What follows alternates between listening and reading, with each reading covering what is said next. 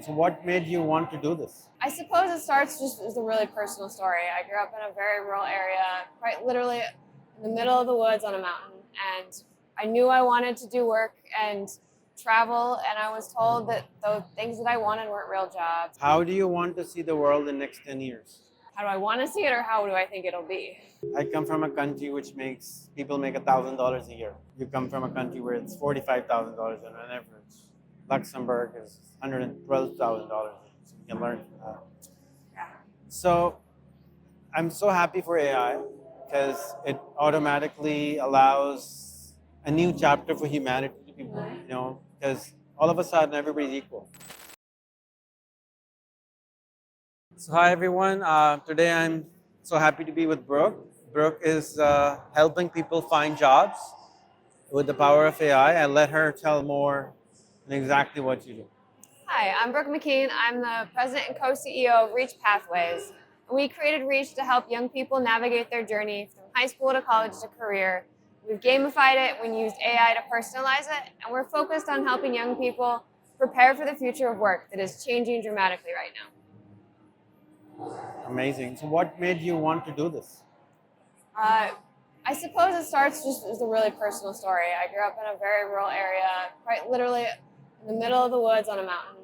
And I knew I wanted to do work and travel, and I was told that the things that I wanted weren't real jobs. I was discouraged. I didn't feel like, and despite all that, I found my way and I found my path and I did the work I wanted. But I know that there are so many more young people who take that discouragement to heart. And so for me, this is really personal to help them find their pathways. How long ago was that? Over 20 years ago, yeah. Wow.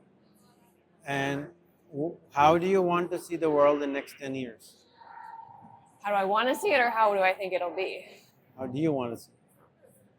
I want to see it in a place where we see people, regardless of their skills and abilities, and regardless of where they are born, that they have the opportunity to be what they want to be and to achieve their dreams. That's okay. And if you found the lamp of Aladdin and you got 3 wishes, what would you wish? Oh. I would wish that, really, I would wish for our mission and our vision that access to opportunity was everywhere. It is, isn't it? No, No? not so much. So let's look at the last 20 years. The world has changed. The internet is everywhere. Yeah. Smartphones are everywhere. Sure. High-speed data is everywhere. Starlink is coming. What do you think keeps people taking not advantage of all these opportunities? I don't think I think some of those opportunities are there. Depending on where you live, though, there's a lot of places where there still isn't a lot of access to technology and internet, and where it's very limited and it's not very good in your home. It's true as everybody has phones, and so there is some access. But I think that working hard just isn't enough. Based on where you're born, and data shows that, your outcomes are determined more by your zip code than your potential. Or your country code. Or your country code. Yeah. I come from a country which makes people make $1,000 a year. And you come from a country where it's $45,000 on an average. Luxembourg is $112,000. So you can learn from that. Yeah. So I'm so happy for AI because it automatically allows a new chapter for humanity to be born, because all of a sudden everybody's equal. Yep. Internet made it equal, and then AI makes intelligence equal. As Sam Altman says, I want to make intelligence to near zero. What excites you in AI? I think there's so much potential with AI. I think that the world is going to change in fundamental ways that we're not even prepared for and haven't even begun to comprehend because of AI. And I think that there's an opportunity with that access to change who can achieve what. And there's an opportunity to make it more accessible. I think the reality is, and what history has shown every time there's been a transformational change, is that people with access and privilege succeed and the people without don't. So I want to be a part of changing that. 3 advices for everyone.